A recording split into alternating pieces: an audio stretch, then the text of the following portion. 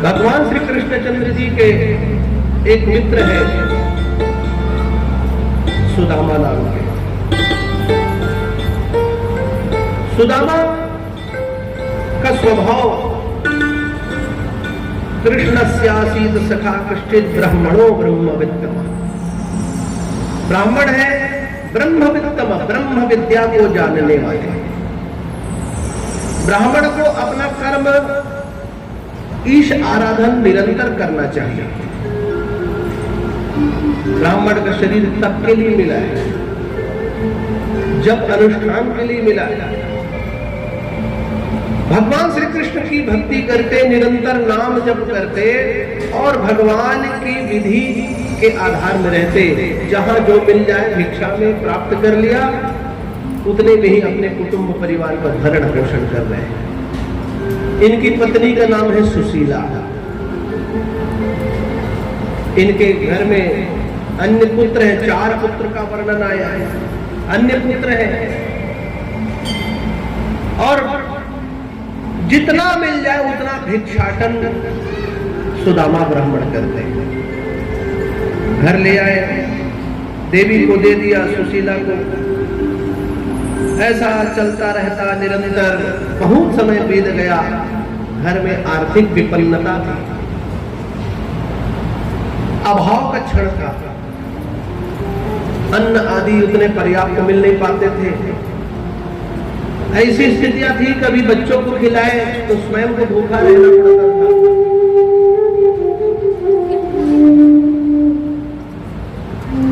कभी केवल चावल के माण पी करके अपना जीवन निर्वाह करना था। बड़ी विषम स्थितियों में सुशीला सुदामा ब्राह्मण रहते थे, किंतु इतनी विकट विपन्नता में भी श्री हरि का भजन उन्होंने नहीं छोड़ा, श्री कृष्ण का भजन उन्होंने नहीं छोड़ा। पहला ही शब्द आया, कृष्णस्यासीत सखा ब्राह्मणो ब्रह्मवित्तमा। सुदामा जानते थे कि जगत के लिए जो द्वारकाधीश है एक राजा के समान है, किंतु द्वारकाधीश श्री कृष्ण ही नारायण है। इस बात को सुदामा ब्राह्मण जानते थे। जब भगवान श्री कृष्ण और सुदामा उज्जैन के सांदीपनी ऋषि के आश्रम में गुरुकुल में पढ़ रहे थे, अंतिम दीक्षा जब होना था, सांदीपनी ऋषि ने कहा था कि बेटा सुदामा, तेरा सखा जो कृष्ण है ना, एते चांद सकल आलोकता कृष्णस्तु भगवान स्वयं, यही साक्षात भगवान है। तो कुछ नहीं, इनका नाम जप करना, इनके आश्रय में रहना। गुरु मुख से यह बात निकला था। प्रेम से बोलो श्री राधे। बाल्यावस्था में जब से गुरु जी ने कहा सुदामा जी श्री कृष्ण के परम भक्त बन गए, उन्होंने ये विचार नहीं किया कि भले ही मेरा मित्र इतना बड़ा राजा क्यों न हो, किंतु मैं उनसे धन की कामना करूं, मन में यह बात नहीं आई। किंतु भक्ति में शक्ति बहुत थी, निरंतरता थी, निष्ठा थी। ऐसी भक्ति करो परमात्मा के प्रति कि आपका भाव अडिग रहे, निष्ठा रहे। विकट स्थितियों में भी जो अपने आराध्य का त्याग न करे, वही तो भक्त है। प्रेम से बोलो श्री राधे।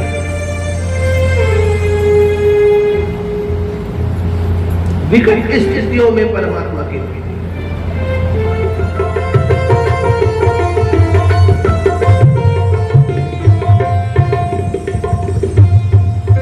बोलिए द्वारकाधीश की। भगवान श्री कृष्ण के परम भक्त सुदामा ब्राह्मण, पत्नी का नाम है सुशीला। इतनी विकट स्थितियों में भी, आर्थिक विपन्नता ने भी, दुखों को सहने के बाद भी धर्मपत्नी सुशीला ने अपने पति का साथ नहीं छोड़ा। धर्मपत्नी कौन है? जो अपने पति को धर्म की ओर ले चले, वही धर्मपत्नी बने। प्रेम से बोलो श्री राधे। प्रत्येक क्षण में सुशीला भगवान श्री कृष्ण का स्मरण कराती अपने स्वामी जी को कि कृष्ण आपके आराध्य हैं। एक दिन की बात है, सुशीला कहीं पड़ोस में गई थी। वहां पता चला कि अरे बहन, तुझे क्या पता नहीं, द्वारकाधीश श्री कृष्ण तेरे पति के परम मित्र हैं। सुशीला कहने लगी, नहीं, श्री कृष्ण तो मेरे पति के आराध्य हैं, उनके प्रति बड़ा समर्पण का भाव है हमारे स्वामी को, उनके मित्र है। ये तो तूने आज मुझे बताया। घर के भीतर गई। सुशीला कहती कि महाराज, पंडित जी आपने बताया नहीं, द्वारकाधीश श्री कृष्ण आपके मित्र हैं, आपके साथ पढ़े हैं। सुदामा जी संकोच कर रहे हैं। देवी जी इसमें बताने की क्या आवश्यकता, अब आज को नेता मंत्री बन जाए तो तीसरी पढ़े तेनो तगला बताही, एक संग में तीसरी पढ़े होगी वो भले याद नहीं। भगवान मेरे मित्र हैं, साथ में हमने विद्या अध्ययन किया। सुदामा ने कहीं नहीं बताया, कहा कि मेरे आराध्य हैं। बातों को टाल दिया सुदामा ने। फिर एक दिन सुशीला कहने लगी, मेरे मन में एक विचार आ रहा है, क्यों ना आप द्वारकाधीश श्री कृष्ण से मिलने जाते हैं। सुदामा कहने लगी, क्यों, क्या बात हो गई? नहीं स्वामी, ऐसा मुझे लग रहा है कि हमारे घर इतनी विपन्नताएं हैं, अनेकों दिनों से हमने भोजन नहीं किया, हमारे छोटे छोटे बच्चे हैं, शरीर में वस्त्र भी नहीं है। एक बार आप चले जाते क्या अपने मित्र के पास?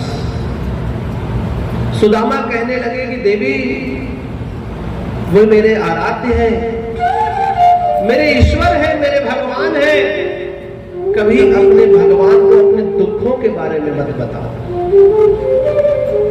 आपके आराध्य को वो सब चीजों का भान है कि मेरा भक्त कितने कष्ट में है।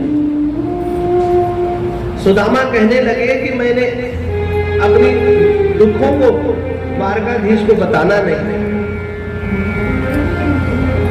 मैं अपनी समस्याओं को, अपनी विकट स्थितियों को क्यों बताऊं?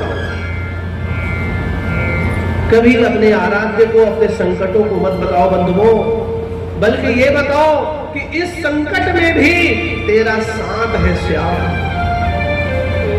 तेरा साथ मुझे बना रहे। कन्हैया मधुसूदन, इस संकट से लड़ने का सामर्थ्य तू मुझे प्रदान कर। हम क्या करते हैं, मंदिर जाते, देवालय जाते, अपने आराध्य के पास, इष्ट के पास, अपनी समस्याओं की एक लंबी लिस्ट निकाल लेते हैं। आज हमको ये चाहिए, मेरे बच्चों को ये चाहिए। कभी आप भगवान से, अपने आराध्य से मांगने मत जाओ, बताने जाओ कि हे मेरे आराध्य, हे माता परमेश्वरी, मैं तेरे द्वार में खड़ा हूं, तेरे द्वार में खड़ी हूं। भले ही भयानक दुख मेरे जीवन में आए, किंतु तेरे प्रति भक्ति मेरे हृदय में सदा रहे, तेरे प्रति मेरे मन में आस्था जगी रहे। आज कितना बड़ा दुर्भाग्य है, छत्तीसगढ़ में ऐसी स्थितियां हो गई, लोग अपनी गरीबी को देख करके, अपने संकटों को देख करके अपने धर्म को त्याग रहे हैं, धर्म का त्याग कर रहे हैं लोग, लोभ में, पैसे के लोभ में। ये सब समस्या आप देख रहे हैं बंधुओं। सर्वधर्मान् परित्यज्य मामेकं शरणं व्रज। भगवान श्री कृष्ण कहते हैं कि तू समस्त धर्मों का त्याग कर केवल मेरी शरण में आ जा, तेरे समस्त बिगड़े काम को बना दूं न तो। हमें अपने आराध्य से विमुख नहीं होना है। सुशीला के बोलने पर भगवान कहते, सुदामा कहते हैं कि मैं अपने प्राण प्रिय स्वामी को अपना दुख बताऊं। सुशीला, नहीं स्वामी, मेरा ये तात्पर्य नहीं है। एक बार आप मिलने तो जाते, एक बार उनके दर्शन कर लेते। सुदामा कहते हैं कि तुम कहती हो तो मैं दर्शन अवश्य कर लूंगा, किंतु अपने दुखों का वर्णन बखान नहीं करूंगा। ठीक है देवी, मैं दर्शन करने जाऊंगा। तैयारी होगी, जाने की इच्छा हो गई। सुदामा धीरे धीरे कहते हैं कि देवी एक बात बताओ, जब हम अपने आराध्य के पास, अपने देवता के पास जाते हैं, तो क्या मुझे खाली हाथ जाना चाहिए? सुशीला कहती कि मैं समझ गई आपकी बातों को, चिंता न करिए, मैं कुछ चावल के, अन्न के दाने मांग के ले आते। सुशीला दौड़ से अपने पड़ोस में जाकर के चावल के दाने मांग ली। भैया, रिक्त पाणिर न गंतव्यम राजानम देवताम गुरौ, शास्त्र कहता है खाली हाथ कहां कहां ना जाए। रिक्त पाणिर न गंतव्यम, खाली हाथ ना जाए। राजानाम, राजा के पास, देवता नाम, देवता के पास, और अपने गुरु के पास। प्रेम से बोलो श्री राम। इन 3 स्थान में कभी खाली हाथ ना जाओ, राजा, देवता और गुरु। इसीलिए हम श्रीफल लेके जाते हैं। ये नारियल क्या है? इसे हम श्रीफल कहते हैं। कमियों को पूरा करने के लिए श्रीफल चढ़ाया जाता है। हमारे पंडित जी बैठे हैं, पूजा विधि में भी सबसे आखिरी अगर चढ़ावा होगा तो नारियल चढ़ता है। नारियल चढ़ता है, जिसे हम श्रीफल कहते हैं। इसका अर्थ क्या है?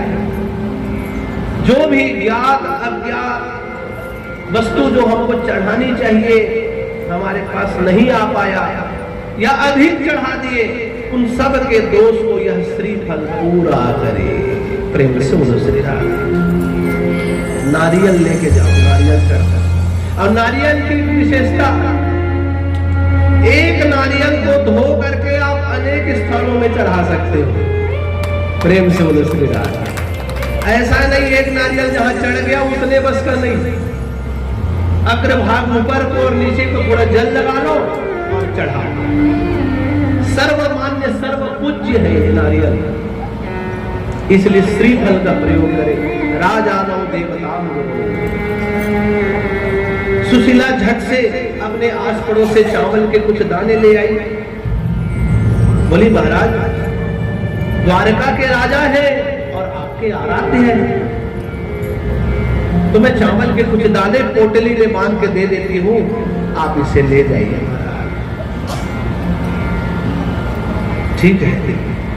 शरीर कृष्ण का है, कमजोर है, वस्त्र केवल एक पहने, उसमें भी कटा कटा वस्त्र। भोजन के अभाव में शरीर में कृष्णता, हाथ पांव कांप रहे हैं, पर मन में श्रद्धा है, मन में अपार श्रद्धा है अपने इष्ट के दर्शन करने का। आज एक घटना बता रहे हैं फेसबुक में, पाटन के पंडित विजय जी, विजय पांडे, आप जानते हैं, उन्होंने एक छोटा सा वीडियो डाला कि एक 85 वर्ष की देवी है, माता जी, उसका शरीर कांप रहा है, सिर हिल रहा है, और वो दुर्गा पंडालों में देवी दर्शन के लिए जा रही अकेले।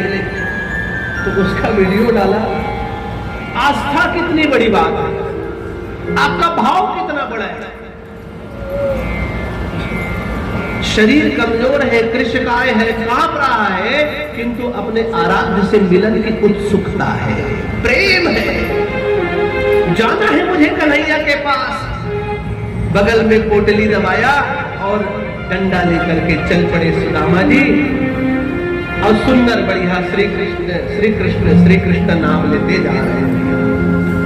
चले श्याम सुंदर से मिले सुदामा, चले श्याम सुंदर से मिले सुदामा। गाते चले मन में, गाते चले मन में, हरे कृष्ण रामा। चले श्याम सुंदर से मिले सुदामा, चले श्याम सुंदर से मिले सुदामा।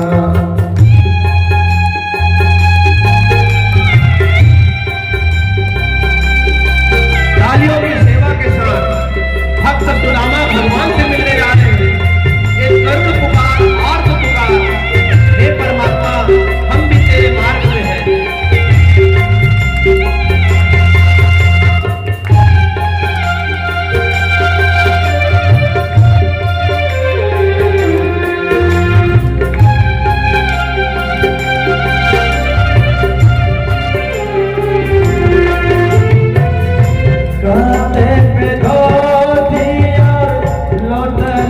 लटकाए, तांदुल की पोटली बगल में दबाए, कांधे पे धोती और लोटा लटकाए, तांदुल की पोटली बगल में दबाए, चलते चलते पहुँचे वो द्वारकापुर धामा, चलते चलते पहुँचे वो द्वारकापुर धामा, गाते चले मन में, गाते चले मन में, हरे कृष्ण रामा, चले श्याम सुंदर से मिली सुदामा, चले श्याम सुंदर से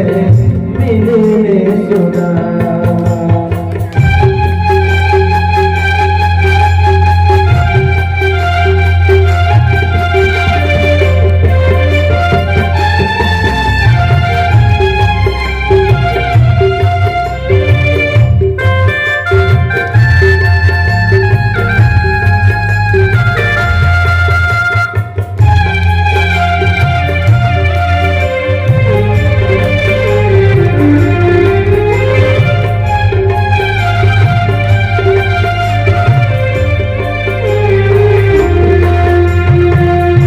मंदिर के बीच में सुदामा जी आए, सोने सिंहासन से हरि उठ आए, मंदिर के बीच में सुदामा जी आए, सोने सिंहासन से हरि उठ आए, सीने से सीना मिला घनश्यामा, सीने से सीना लगा घनश्यामा, गाते चले मन में, गाते चले मन में, हरे कृष्ण रामा, चले श्याम सुंदर से मिलने सुदामा, चले श्याम सुंदर से मिलने सुदामा, चले श्याम सुंदर से मिलने।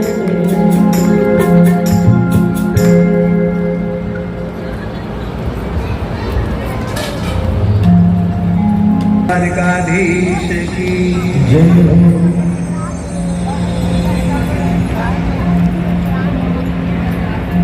भगवान श्री कृष्ण से मिलने सुदामा चले। शरीर विष गाय है, भगवान नाम जपते जपते जा रहे हैं। चलते चलते सुदामा जी मूर्छित होकर के गिर पड़े। नाम जब चल रहा है, मूर्छा आ गई। इधर भगवान ने देखा कि कोई भक्त मेरी ओर आ रहा है, मूर्छित हो गया मेरा परम भक्त सुदामा। भगवान श्री कृष्ण ने क्या किया, गरुड़ लेकर के आओ मेरे प्यारे भाई। गरुड़ को भेजा है द्वारकाधीश ने, और मूर्छित अवस्था में भगवान गरुड़ जो है सुदामा जी को लेकर के द्वारकापुरी में छोड़ गए। मूर्छा खुली तो देखा चारों ओर महल ही महल। अरे मैं द्वारकापुरी पहुंच गया। सुदामा को लगने लगा, अरे वाह, इतना निकट है कि द्वारका। भगवान कहते हैं कि मेरे मार्ग में चल रहे तो देख, रास्ते के कांटों को फूल न कर दो। भगवान ने गरुड़ को भेज करके सुदामा को द्वारकापुरी बुला लिया। सुंदर मणिमय महल देख करके अवाक रह गए सुदामा। अरे इतने जल्दी पहुंच गए। चौरस्ते पर जाकर के पूछा सुदामा जी ने, भैया द्वारकाधीश का घर कौन सा है, वे कहां रहते हैं? चौरास्ते में खड़े हुए कुछ गोप वाले सुदामा को देख करके पहले तो आश्चर्य करते कि कौन है जो द्वारकाधीश श्री कृष्ण का नाम पुकार रहा है। शरीर को देखा, केवल एक धोती पहने हैं, जनेऊ है, लाठी है हाथ में, तो लगने लगा कोई ब्राह्मण देवता होंगे। बाबा वो जो सबसे ऊंचा चमकता हुआ महल दिख रहा है ना, जिसमें बहुत सारे सैनिक घूमते हुए दिख रहे हैं, वही द्वारकाधीश श्री कृष्ण का निवास है। पता करके धीरे धीरे चलने लगे और द्वार में पहुंच गए। और द्वार में पहुंच करके पूछने लगे, भैया क्या यही कन्हैया का घर है? दरवाजे में द्वारपाल के साथ संवाद हो रहा है कि हे द्वारपालो, क्या यही द्वारकाधीश का घर है? मैं उनका सखा हूं, जाकर के संदेश दे दो। हरे द्वारपालो कन्हैया से कह दो, हरे द्वारपालो कन्हैया से कह दो, गरीब आ गया है, गरीब आ गया है, भटकते भटकते न जाने क्या है, भटकते भटकते न जाने कब से गरीब आ गया है, तुम्हारे महल में गरीब आ गया है।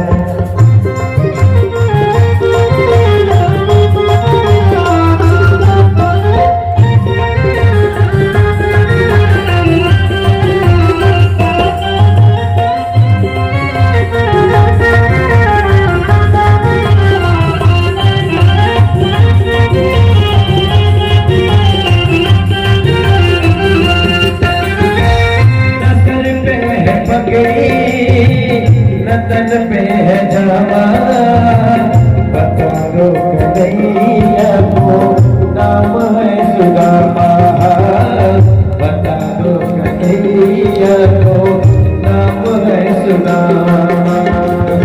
नतन पे है पगड़ी, नतन पे है जावा, बता दो कन्हैया को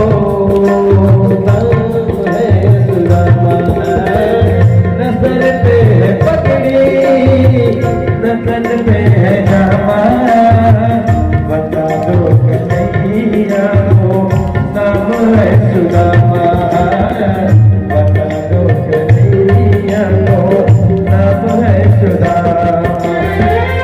एक बार मोहन से जाकर कह दो, एक बार मोहन से जाकर कह दो,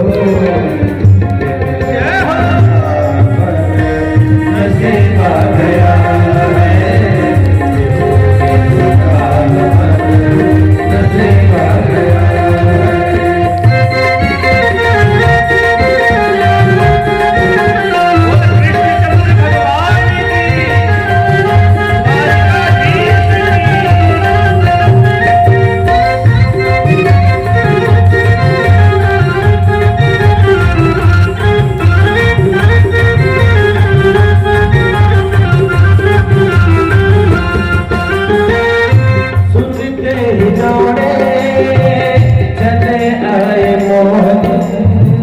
लगाया गले से सुदामा को मोहन, लगाया गले से सुदामा को मोहन, के सुनते ही दौड़े चले आए मोहन, लगाया गले से सुदामा को मोहन, सुनते ही दौड़े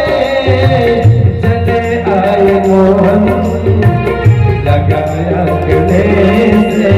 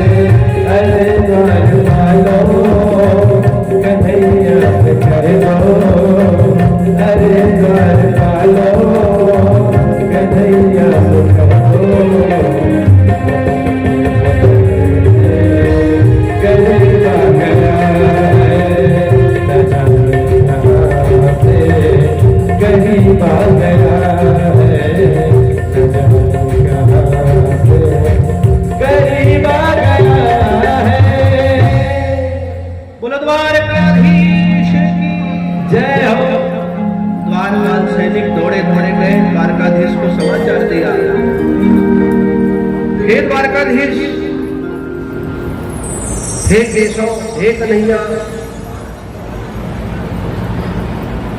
कोई निर्धन ब्राह्मण आया है,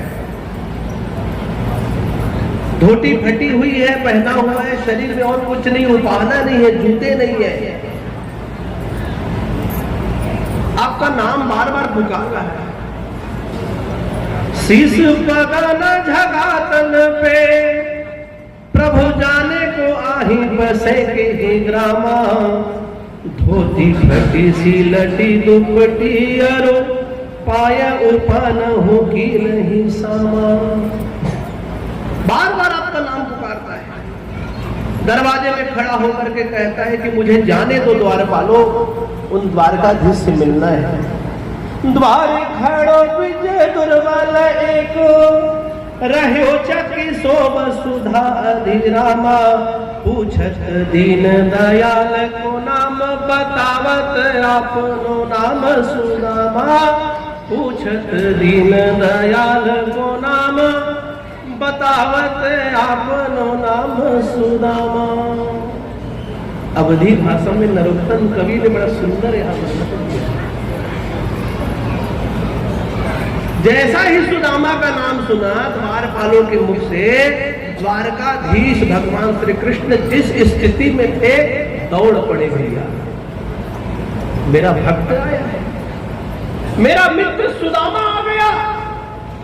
भगवान ने अपनी पगड़ी पहनना उचित नहीं समझा, जैसे थे वैसी स्थिति में, न अपने जूते पहने भगवान, मानो मेरा भक्त बिना जूते पहने बिना खड़ाऊ पहने आया है, कंटक उनके पैरों पर चुभाए और मैं यहाँ जूते पहनते रहूं। भगवान को भान भी नहीं रहा, दौड़ पड़े, पीतांबर उड़ रहा है, मार्ग में गिर पड़ा उपवस्त्र। सुदामा तुम आ गए। द्वारपालों ने इधर सुदामा को लौटा दिया, ना जाने कौन विक्षिप्त है, पागल है, अरे भाई। मन ही मन सोच रहे सुदामा मेरे स्वामी नहीं मिलेंगे।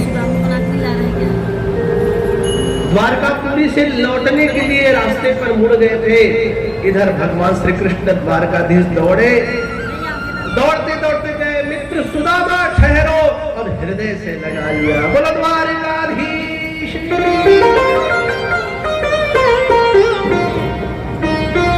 भगवान श्री कृष्ण को हृदय से लगा दिया भैया। कहा कि मित्र कितने दिन लगा दिए आने में, अश्रुधारा बह चली, सुदामा रो रहे हैं, द्वारकाधीश भी रुदन कर रहे हैं, सैनिक द्वारपाल सब देख रहे हैं। अरे देखने में तो ये तो दुर्बल गरीब लग रहा था, किंतु आज हमारे जगदीश्वर ने तो हृदय से लगाया है। बड़ी प्रीत है मीत की, बड़ा प्राण से मीत, और जो जीते मन मीत को जग लेता वह जी। मित्रता से बड़ी शक्ति कहीं नहीं है बंधु। भगवान श्री कृष्ण ने हृदय से लगाया और हाथ पकड़ के ले गए, सुदामा आओ। जिस सिंहासन पर भगवान द्वारकाधीश को बैठते थे, इंद्र आदि देवता जिस सिंहासन की परिक्रमा करते थे, चरण वंदना करते थे, उस दिव्य श्रेष्ठ सिंहासन पर ब्राह्मण सुदामा को बैठा दिए और स्वयं बैठ गए, आंखों में अश्रुपात हो रहा है। देखी सुदामा की दीन दशा, करुणा करके करुणा निधि रोए, पानी पर रात को हाथ छुओ नहीं, नैनन के जल से हुए, पानी पर रात को हाथ छुओ नहीं, नैनन के जल से। भगवान श्री कृष्ण ने जल नहीं लिया, अपने अश्रुधारा से ही सुदामा के पैर धो रहे, मानो ऐसा सुंदर भाव। रुक्मिणी आदि रानियों ने देखा जगदीश्वर चरणों में बैठे हैं, निश्चित ही कोई ये दिव्य महात्मा है। सब दौड़ पड़ी, चमर चलाने लगी बिना प्रश्न किए। बहुत सुंदर संवाद भगवान श्री कृष्ण और सुदामा का हुआ। भगवान श्री कृष्ण ने पैरों के कंटकों को निकाला है, हाथों से नहीं निकालते बना तब दांतों से निकालने लग गए। भगवान ने सुंदर सत्कार किया, आतिथ्य किया, स्नान कराया, बढ़िया सुंदर नए नए वस्त्र पहनाए और कहा कि हे सुदामा, आप बहुत विलंब कर गए, इतने दिन तुम कहां रह गए मित्र? मैं निरंतर तुमको ध्यान करता था। द्वारकाधीश कह रहे हैं, बंधुओं, भक्त को यह बात सदैव स्मरण रखना होगा कि जिसकी हम आराधना करते हैं उसे भी हमारी चिंता होती है। उस भगवान को प्रतीक्षा होती है जो निरंतर मेरे द्वार पे दीप जलाता था, आज वो कैसे नहीं आया है। द्वारकाधीश कहने लगे, मुझे तेरी याद सताती थी सुदामा, कोई बात नहीं, भले ही विलंब से आया तो सही। बड़ा सुंदर संवाद, बहुत सुंदर सत्कार हुआ। सुदामा जी को कन्हैया पूछने लगे, क्यों भैया सुदामा, शादी ब्याह हुआ कि नहीं हुआ? शरीर भी तुम्हारा कमजोर हो गया, बूढ़े लग रहे हो, शादी वादी के लिए? अरे भगवत कृपा से 4 पुत्र हैं द्वारकाधीश। अरे भैया आप बुलाए नहीं मुझे, कोई बात नहीं। देखो उलाहना देना रहता है ना, कैसे यार तुम शादी में नहीं पूछे है? अरे अब क्या कहें, मौन हो गए। सुदामा जी पूछने लगे, क्यों तुम्हारा ब्याह हुआ? ये देखने से तो लग रहा है सुंदर सुंदर 4 रानियां यही दिख रही हैं, 4 शादी कर ली है क्या तुमने? अब तुम तो राजा ठहरे। भगवान की ओर देख के सुदामा कहते हैं, 4 पट रानियों को आशीर्वाद तो दिला लो।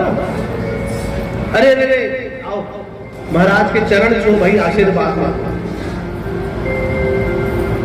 4 रानियां भगवान की आज्ञा का पालन करते हुए चरण छूने लगी। सुदामा महाराज, प्रभु प्रणाम, आयुष्मान भव, सौभाग्यवती भव, पुत्रवान भव, आशीर्वाद दिया 3 आशीर्वाद, आयुष्मती भव, सौभाग्यवती भव, पुत्रवान भव। अब 4 ही होते, भगवान श्री कृष्ण ने इशारा किया तो वो थोड़ी लाइन आई 4 की और, तो 4 4 8 प्रमुख पटरानियां भगवान की। फिर इशारा हुआ तो लाइन बढ़ने लग गया भैया।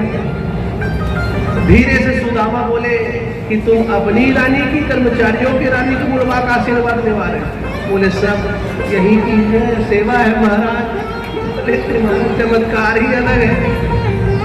भगवान की बातों को समझ गए। सुदामा जी बोले, अब मैं सबको एक साथ आशीर्वाद दे देता हूँ, अब कोई आप पैर मत छुओ, सब इकट्ठे वहीं खड़े। आयुष्मती भव, सौभाग्यवती भव, पुत्रवती भव, सबको आशीर्वाद दिया। भगवान की दिव्य लीला। धीरे से द्वारकाधीश श्री कृष्ण पूछने लगे सुदामा को, घर में सब ठीक ठाक है? हमारी भाभी कैसी है? जैसे ही भाभी सुशीला के विषय पर द्वारकाधीश ने पूछा,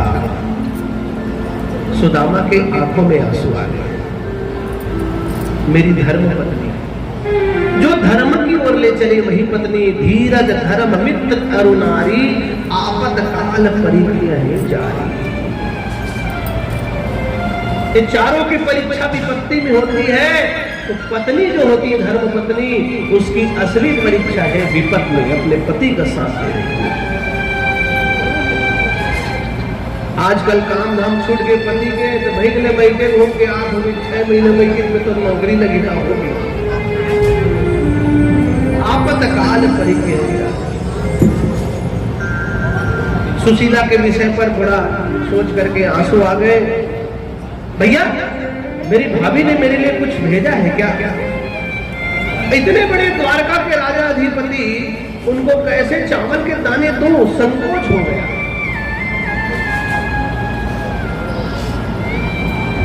फिर द्वारकाधीश ने सुदामा को पूछा, अच्छा भाभी ने कोई संदेश भेजा है क्या मेरे लिए? हाँ संदेश तो भेजा है। क्या संदेश है? बता दूं तो नहीं है? हाँ बिल्कुल बताओ, मुझे सुनना है मेरी भाभी का संदेश। सुदामा कहने लगे, आपकी भाभी ने कहा है द्वारकाधीश, 1 मास परिपाक में 2 एकादशी हो रही है। होता है ना 1 महीना में 2 पाक और 2 पक्ष में 2 एकादशी। 1 मास परिपाक में 2 एकादशी होए और सो प्रभु दीन दयाल ने नित प्रतिदीनी मोए। एकादशी में हमारे घर चूल्हा नहीं जलता, भोजन नहीं बनाते, एकादशी में भोजन नहीं कर रहे। 1 मास में 2 पक्ष आता है और 2 पक्ष में 2 एकादशी होती है। पूरे संसार में महीने में 2 दिन किसी के घर चूल्हा नहीं जलता, अन्न नहीं खाते, लेकिन परमात्मा श्री कृष्ण ने ऐसी कृपा की है कि मेरे घर नित्य एकादशी हो रही, मेरे घर चूल्हे नहीं। परमात्मा श्री कृष्ण के पास अपनी बात बता रहे सुशीला। जब भगवान श्री कृष्ण ने सुना ये दशा है, वो तो सर्वज्ञ है, सब कुछ जानने वाले हैं। भाभी के दिए हुए चावल के दानों को जैसे सुदामा ने छुपा लिया, उसे छीन लिए और कहे कि देखो मुझे तो भाभी के दिए हुए प्रसाद अन्न मिल गए। देखते ही कहा कि हे भैया सुदामा, भाभी को कह देना, भाभी को कह देना कि होनी थी सो हो गई, होनी थी सो हो गई, अब ना ऐसी होए और भाभी तेरे भवन में नित्य द्वादशी होए। द्वादशी के दिन हमारे घर भंडारा बनता है, भंडारा, और इतना दान करते हैं, तो आस्तान करे लाखवानी महाराज बन दिव्य चीजें बनाई जाती है द्वादशी। एक तरफ एकादशी की बात, भगवान ने क्या आशीर्वाद दिया कि भाभी तेरे भवन में नित्य द्वादशी हो। अब तेरे घर चिंता की बात नहीं है। ऐसा कहते ही चावल के दानों को, तंदुल को देखा और देख करके भगवान श्री कृष्ण खाने लगे। खाए और संपूर्ण जगत तृप्त हो गया। बोलो द्वारकाधीश।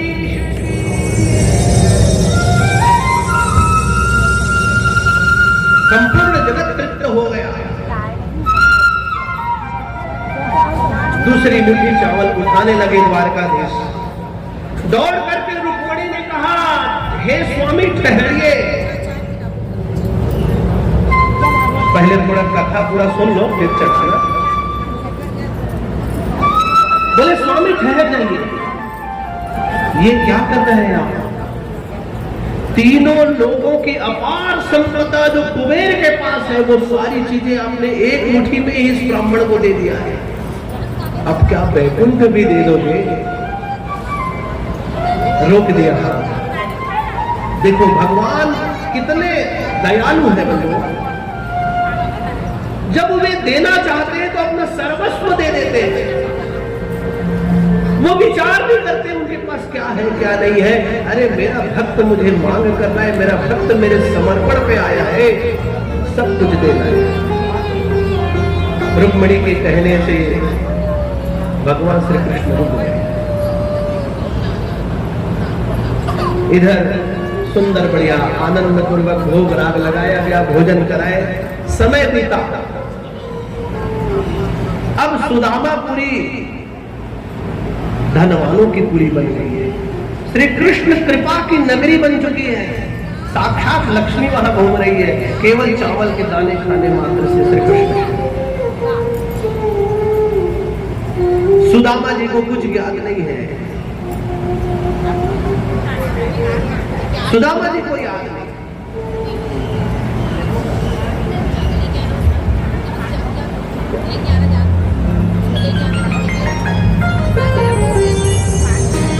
सुदामा जी का सत्कार चलता है, समय बीत गया। अब कहते सुदामा जी बहुत दिन हो गया है द्वारकाधीश, मुझे घर जाना है, बच्चों की भी याद सता रही है, तेरी भाभी अकेली है, जाना चाहिए। अच्छा, आपकी जाने की इच्छा है ना, ठीक है तैयार हो जाइए। अब इसने बोला फिर पूछो कब जाते, आजकल इसने हो गए। अच्छा तय कब जाते दीदी?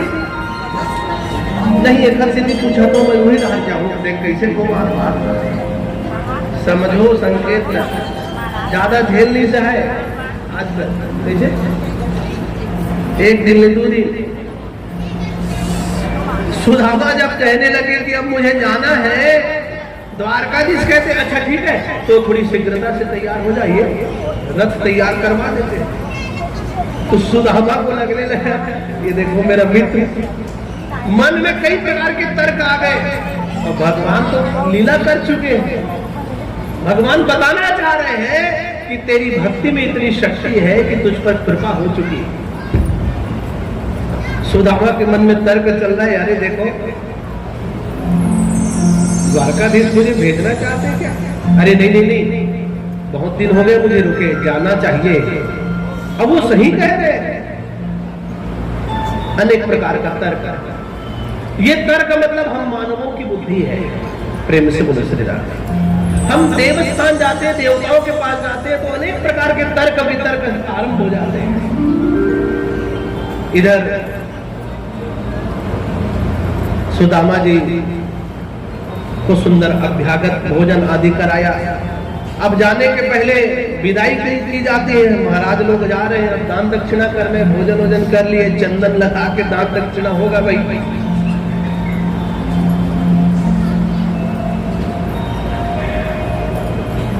तो सुदामा जी सोच रहे अरे ये कोई दान दक्षिणा दिख ही नहीं रहा, थाली सजी नहीं है, न चंदन दिख रहा है, भोजन तो कर ही लिए, अब जाना है, लेकिन कैसे कुछ कहे।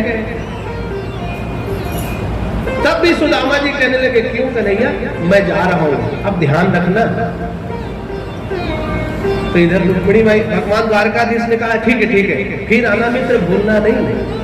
हाथ जोड़ लिया, ऐसा वो रथ जो है आगे तक आपको छोड़ देगा। तो इधर देवी माता लक्ष्मी रुक्मिणी ऐसा हाथों से इशारा किया, बैठाना भी तो पैसा देवो महाराज, दान दक्षिणा करो। जो अपने पति को धर्म की ओर ले चले वो धर्म पत्नी है। और बने पति दान दक्षिणा करत है तो आजकल की पत्नी कतेक न देवे भैया, 11 रुपये दाल, 101 डॉलर 11 हो गए। तो कहा जाता है कि दक्षिणा देते समय अगर कोई आपकी दक्षिणा को रोक दे तो उसको नरकगामी होना होता है। गरुड़ पुराण में ये वर्णन आया है, इसलिए कोई दे रहा हो तो टोकना नहीं, ये वर्णन है। कोई भी कुछ भी दे उस समय रोक मत देना, रोकते ही आप नरकगामी हो। बाद में भले बोलना, या देने के पूर्व चर्चा हो जाए तो बोल लो कि हाँ भाई ये करना, लेकिन तैयारी हो गई और देने वाले कोई भी, चाहे मंदिर हो चाहे किसी भी को देना हो, परिजनों को भी देना हो, परिवार में बच्चों को देना, तब भी रोके मतलब आप अपना रास्ता क्लियर करते हैं, सीधा आपका लैंडिंग होगा नरक में। रुक्मिणी माई ने इशारा किया, भगवान श्री कृष्ण बोले अरे नहीं बैठो भैया, सुदामा जी थोड़ा सा कुछ काम बाकी है, बैठिए। भगवान श्री कृष्ण ने देखा अब तिलक करना है। तिलक कहाँ करते? माथे में। भगवान मधुसूदन ने देखा कि माथे की रेखा में लिखा है श्री क्षय। अरे सुदामा की माथे में क्या लिखा है? श्री मतलब लक्ष्मी, क्षय मतलब नाश। भगवान श्री कृष्ण ने अंगूठे से चंदन लिया और लिखा था श्री क्षय, उसको उल्टा कर दिया यक्ष श्री। लिखा था तेरे भाग्य में लक्ष्मी का नाश, और भगवान मधुसूदन ने उसको उल्टा करके तिलक लगा दिया जितनी संपदा कुबेर के पास उतनी संपदा तेरे पास। बोलो द्वारिकाधीश की। यक्ष श्री उल्टा कर दिया, श्री क्षय, क्षय को कर दो उल्टा यक्ष, और श्री पहले था उसको बात कर दिया। श्री का अर्थ होता है लक्ष्मी।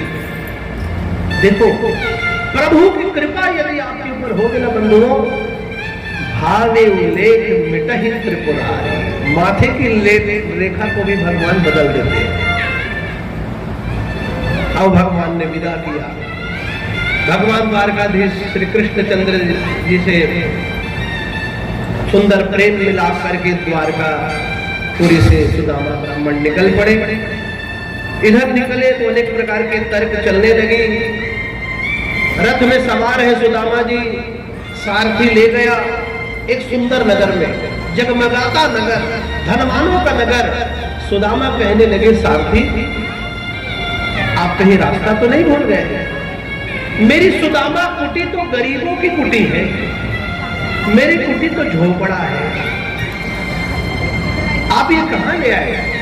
बोले भैया सुदामा अब आपकी ये झोपड़ी की कुटी नहीं है, अब तो ये श्रेष्ठ नगर बन गया है और सुदामा नगर बन गया। क्यों? क्योंकि जब से परमात्मा श्री कृष्ण की कृपा आप पर हुई, ये नगर के भी भाग्य बदल गए और जय जयकार हो गया। बोलो श्री कृष्णचंद्र भगवान की।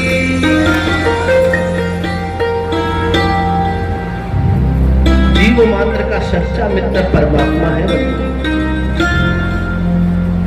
दिव्य लीला का सुखदेव महाप्रभु ने वर्णन किया है। आप मित्रता बनाओ, किनसे बनाओ? परमात्मा से। ये शरीरधारी सांसारिक संबंध जितने हैं ये सब क्षण भर में नष्ट होने वाले हैं और लोभ के स्वार्थ के संबंध हैं, ये सब स्वार्थ के संबंध हैं। इसलिए इन स्वार्थियों के साथ संबंध नहीं, परमात्मा के साथ संबंध बनाओ, उनको मित्र बनाओ। भगवती को अपना मित्र बनाओ, अपनी मन की बातों को उनको बताओ, भगवान श्री कृष्ण को अपना साथी बनाओ, निश्चित रूप से वो विपद में सहायता करेंगे।